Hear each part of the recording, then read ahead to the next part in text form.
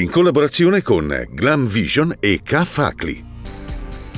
Grave schianto autocamion sulla statale della Valsugana, un 57enne estratto dalle lamiere e trasferito all'ospedale di Trento.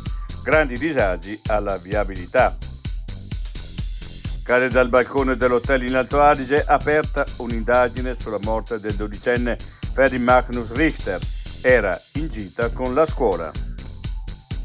Guerra dell'acqua per l'idroelettrico, condiviso. Zaia e Fugatti scelgono la pace. Un tavolo tecnico per trovare soluzioni.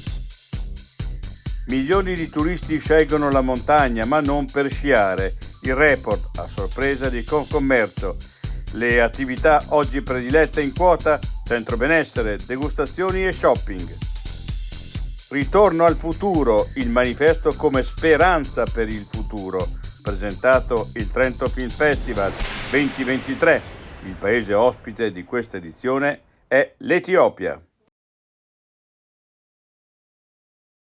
I difetti visivi sono tanti: miopia, astigmatismo, ipermetropia. Il pregio è correggerli con occhiali davvero glam. Con Glam Vision puoi prenotare l'analisi gratuita della vista e poi sfoggiare i tuoi nuovi occhiali che possiamo creare per te. Scopri di più su glamvision.it.